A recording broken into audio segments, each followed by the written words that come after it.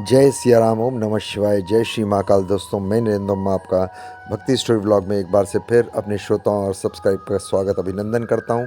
I will request to YouTube please unfreeze my vlog. दोस्तों, आज मैं बताऊंगा कर्मों का लेखा जोखा क्या होता है। बहुत ही सुंदर धार्मिक कहानी है, प्लीज़ इसे सुने और ब्लॉग को अधिक से अधिक लाइक करें, सब्सक्राइब करें, शेयर करें, बेल आइकॉन को प्रेस करें।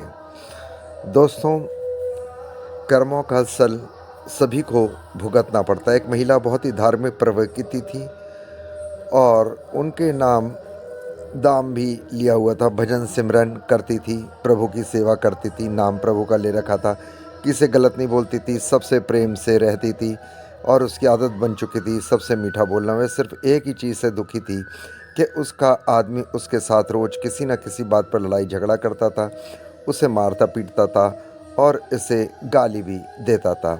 एक बार तो इतना मारा कि उसकी हड्डी तक टूट गई, लेकिन उस आदमी का ये रोज़ का काम था। एक दिन उस महिला ने अपने गुरु महाराज से विनती की, हे गुरुदेव, मैंने कौन सी भूल की है?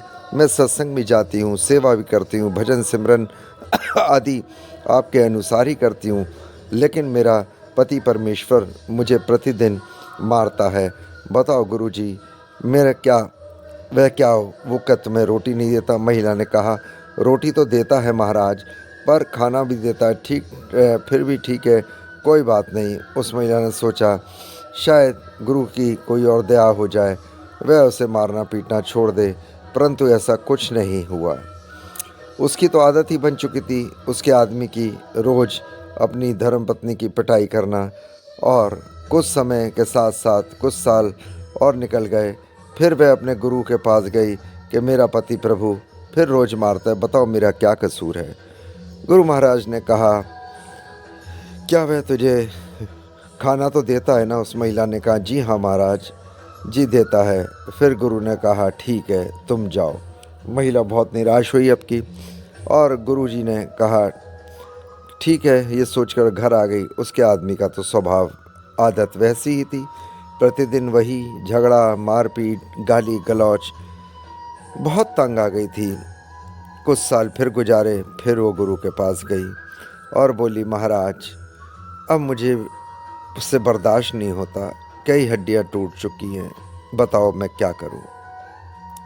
सिमरन भी करती हूँ, पूजा पाठ भी करती हूँ, पति धर्म भी निभाती हूँ, फिर भी ऐसा क्यों हो रहा है गुरुदेव मेरे साथ? गुरु ने कहा, तुझे वह खाना तो देता है? उसने कहा, हाँ महाराज देता है। ठीक है, परंतु इस बार वह महिला ज़ोर ज़ोर से रोने लगी और फिर बोली कि महाराज जी, मेरा कसूर क्या है बताओ? मैंने कभी भी किसी का बुरा नहीं किया, फिर मेरे साथ ऐसा बर्ताव क्यों हो रहा है? गुरु थोड़ी देर शांत हुए, फिर बोले, बेटी, तुम्हारा पति पिछले जन्म में तुम्हारा बेटा था और तुम उसकी सौतेली माँ थी। तुम रोज़ उसको सुबह शाम मारती रहती थी और उसको कई कई दिनों तक खाना नहीं देती थी। भगवान का शुक्र मना कि इस जन्म में वो तुझे रोटी तो दे रहा है। यह बात सुनकर महिला एकदम चुप हो गई और गुरु जी से बोला, जा बेटा, कर्म तुमने की है तो उसका फल तो तुम्हें अवश्य भोगना पड़ेगा। उस महिला ने कभी महाराज जी से फिर शिकायत नहीं की, क्योंकि अब सच को वो जान गई थी।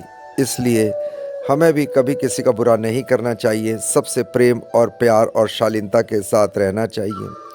हमारी ज़िंदगी जो भी कुछ हो रहा है वह सब हमारे पिछले अगले जन्मों का कर्म होता है, जिसको हम भुगत रहे हैं। यदि हम सुखी हैं तो पिछले जन्म में अपने कर्म अच्छे किए होंगे, यदि हम दुखी हैं तो पिछले जन्म का कर्म इस जन्म में भोग कर आगे वाला जन्म हमारा सुधर जाएगा। ये सोच के आदमी को अपना धैर्य कभी नहीं छोड़ना चाहिए। तो ये था कर्मों का फल। प्लीज़ आपसे रिक्वेस्ट है, ब्लॉग को अधिक से अधिक लाइक करें, सब्सक्राइब करें, शेयर करें, बेल आइकॉन को प्रेस करें और कमेंट्स बॉक्स में यदि आपने कुछ पूछना है तो पूछिए, नहीं तो जय श्री महाकाल, जय सिया राम या जय श्री कृष्णा या राधे राधे, जो भी आपको पसंद हो लिखिएगा। अपने आसपास सफाई ज़रूर बनाइए, शालीनता से बोलिए, जय सिया राम।